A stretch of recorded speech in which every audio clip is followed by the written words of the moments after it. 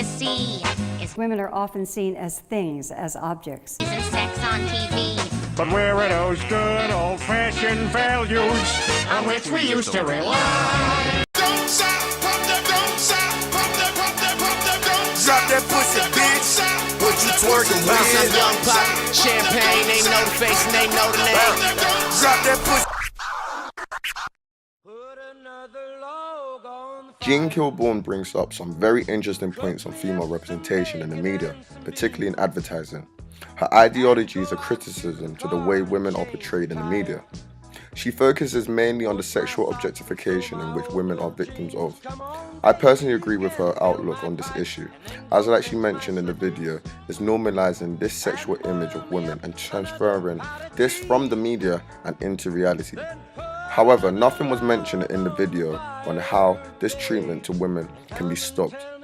Women representation doesn't go too far in the media, and they're left with three real options: be objectified, be represented in a passive and weak way, or don't be represented at all, which shows a real lack of options for women. However, like many theorists say, all representation is good, because it's better to be negatively represented than not to be represented at all.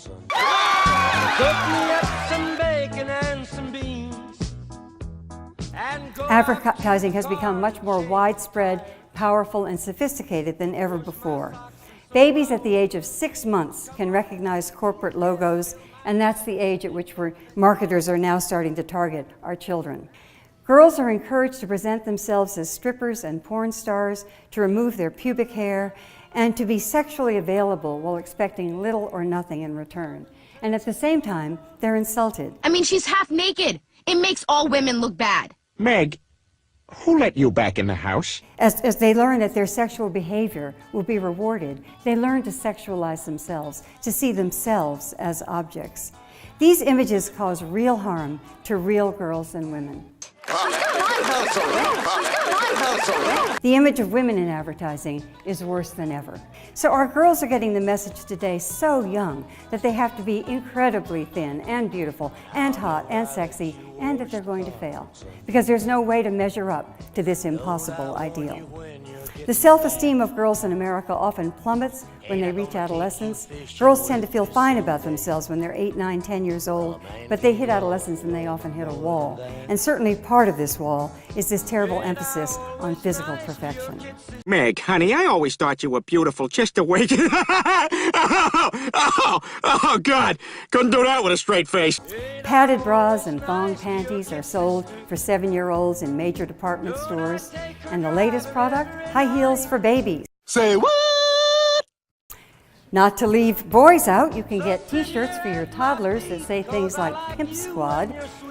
So boys are sexualized too, although in a very different way than girls. Boys are encouraged to look at girls as sex objects. Boys are encouraged to be sexually precocious, and boys are learned to be tough and invulnerable, basically starting in infancy. Basically, we allow our children to be sexualized, but we refuse to educate them about sex. And this is happening in a culture in which there's widespread sexual abuse of children. I hope I'm allowed to do this. Say what? The body language of women and girls remains passive, vulnerable, submissive, and very different from the body language of men and boys. And probably the best way to illustrate that is to put a man in a traditionally feminine pose. It becomes obviously trivializing and absurd. Men are objectified more than they used to be, but there really aren't consequences as a result of that. Men don't live in a world in which they're likely to be raped, harassed, or beaten. At least straight white men don't live in such a world, whereas women and girls do. When women are objectified, there's always the threat of sexual violence, there's always intimidation, there's always the possibility of danger. And women live in a world defined by that threat, whereas men simply do not. These images often normalizes and trivializes battering, sexual assault, and even murder.